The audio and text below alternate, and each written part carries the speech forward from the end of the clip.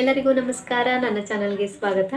ಇವತ್ತು ಒಂದೆರಡು ಪುಸ್ತಕಗಳನ್ನ ತರಿಸಿದ್ದೀನಿ. ಜಸ್ಟ್ ಬಂತದು ಬಾಕ್ಸ್, ಹಾಗಾಗಿ ಯಾಕೆ ಒಂದು ಅನ್ಬಾಕ್ಸಿಂಗ್ ವಿಡಿಯೋ ಮಾಡಬಾರ್ದು ಅಂಥೇಳಿ ಅನ್ಬಾಕ್ಸಿಂಗ್ ವಿಡಿಯೋ ಮಾಡತ್ತೆ ನಾನು.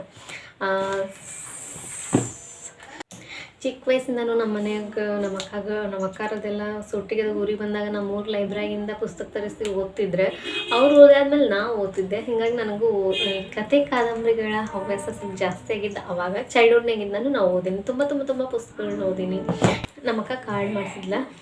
ಆ ಕಾರ್ಡ್ ಮಾಡಿಸಿದ್ದಕ್ಕೆ ಅದು ಪುಸ್ತಕ ಹೋಗಿ ತೊಗೊಂಬರೋದು, ರಿಟರ್ನ್ ಕೊಡೋದು ಎಲ್ಲ ಮಾಡ್ತಿದ್ದಿದ್ದು ನಾನು. ಹಾಗಾಗಿ ನನಗೂ ಕೂಡ ಆಸಕ್ತಿ ಹೋಗಿತ್ತು, ಏನಿರ್ಬೋದು ಈ ಪುಸ್ತಕದಾಗ ಅಂತೇಳಿ ತೊಗೊಂಡು ಬರೋದಲ್ಲ. ಏನಿದ್ದಿತ್ತು, ಎದಕ್ಕರ ಇಷ್ಟು ಕಾಳಿಸ್ತಾಳೆ. ಯಾಕಂದ್ರೆ ನಮಗೆ ಬೇಸರ, ಆಟ ಆಡೋದು ಇರ್ತಿತ್ತು, ಇನ್ನೇನೇನೋ ಭಾಳ ಕೆಲಸ ಇರ್ತಿತ್ತು. ಗೆಳತರ ಮನೆಗೆ ಹೋಗೋದು ಇರ್ತಿತ್ತು, ಊರು ಸುತ್ತೋದು ಇರ್ತಿತ್ತು.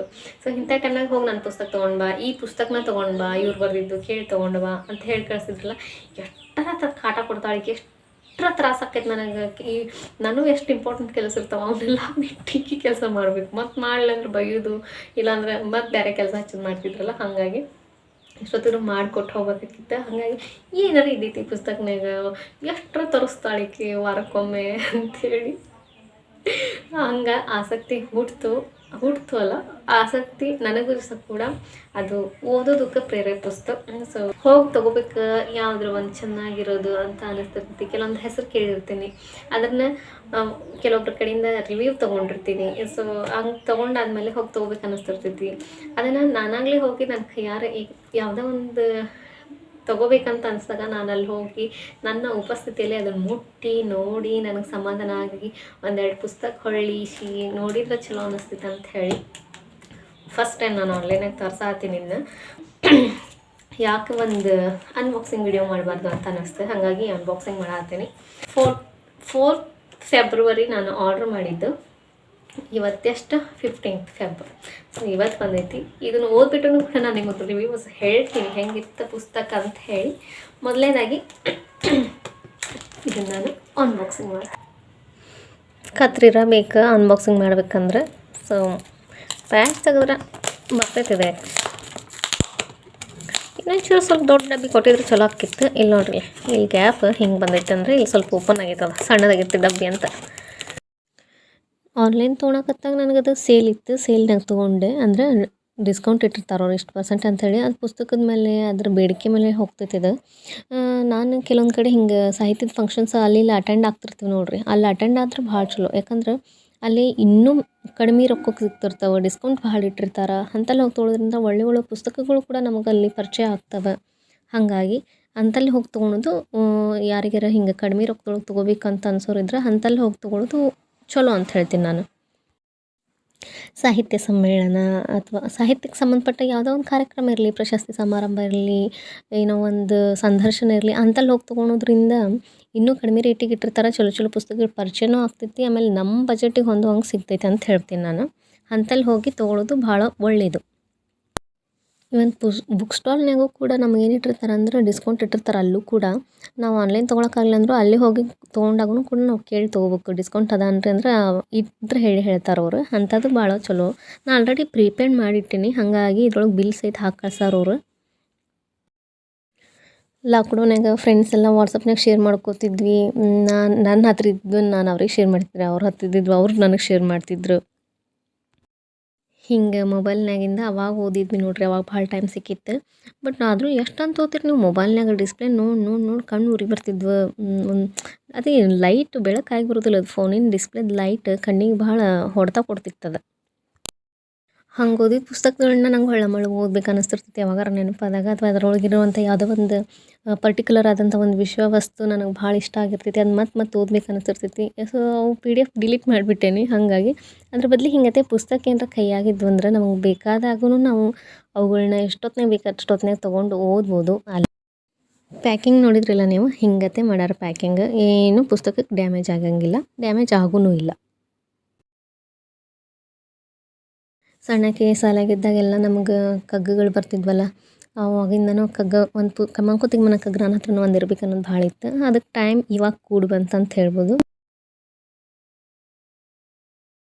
ಈ ಕಗ್ಗಗಳನ್ನ ವಿಸ್ತರಿಸಿ ಎಷ್ಟೊಂದು ಪುಸ್ತಕಗಳು ನಮಗೂ ಕೂಡ ಅಲ್ಲಿ ಸಿಗ್ತಾವೆ. ಬಟ್ ನನಗದು ವಿಸ್ತರಿಸಿದ ರೂಪ ಬೇಡಾಗಿತ್ತು. ನನಗಂತೂ ಯಾವ್ದು ತೊಗೊಳ್ಳಿ ಯಾವ್ದು ಬಿಡಲಿ ಅಂತೇಳಿ ತಲೆಗೆ ಗಿವ್ ಅನ್ನಕತ್ಬಿಟ್ಟಿತ್ತು. ಸೊ ಯಾವುದೂ ಬೇಡ, ಲಾಸ್ಟಿಗೆ ಇದೇ ಇರಲಿ ಅಂಥೇಳಿ ಇದನ್ನ ತೊಗೊಂಡಿದ್ದು ನಾನು.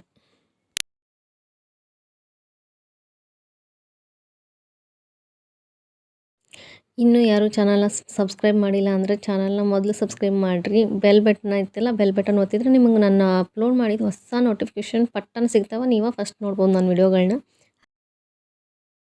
ನಿಮ್ಮ ಪ್ರೋತ್ಸಾಹ ನನಗೆ ತುಂಬಾ ಅಗತ್ಯ ಮತ್ತು ಮುಖ್ಯ. ಆ್ಯಕ್ಚುಲಿ ನಾನು ಇದ್ರೊಳಗೆ 2 ಥರ ಹುಡುಕಿದೆ. ಒಂದು ವಿವರಣೆ ಇರುವಂಥದ್ದನ್ನು ಕೂಡ ನೋಡಿದೆ ನಾನು. ಬಟ್ ವಿವರಣೆ ಬೇಡ ಅನ್ನಿಸ್ತು. ಯಾಕಂದ್ರೆ ವಿವರಣೆ ನಾನು ಮಾಡ್ಕೊಳಕ್ಕೆ ಟ್ರೈ ಮಾಡೋಣ. ಯಾಕಂದ್ರೆ ಕನ್ನಡದವ್ರು ಅದೀವಿ, ಅದೇನು ವಿವರಣೆ ತೊಗೊಳೋದು ಸಣ್ಣ ಹುಡುಗ್ರ ಗತೆ ಅಂಥೇಳಿ.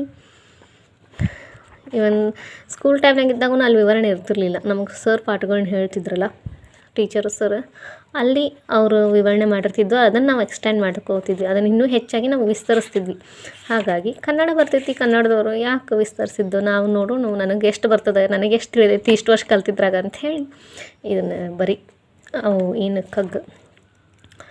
ಅವರು ವಿವರಣೆ ಇಲ್ಲದೆ ಇರುವಂಥ ಪುಸ್ತಕವನ್ನು ನಾನು ಆರಿಸ್ಕೊಂಡೆ. ಇವುಗಳನ್ನ ಓದ್ಬಿಟ್ಟು ನಾನು ನಿಮಗೆ ರಿವ್ಯೂ ಮಾಡ್ತೀನಂತ.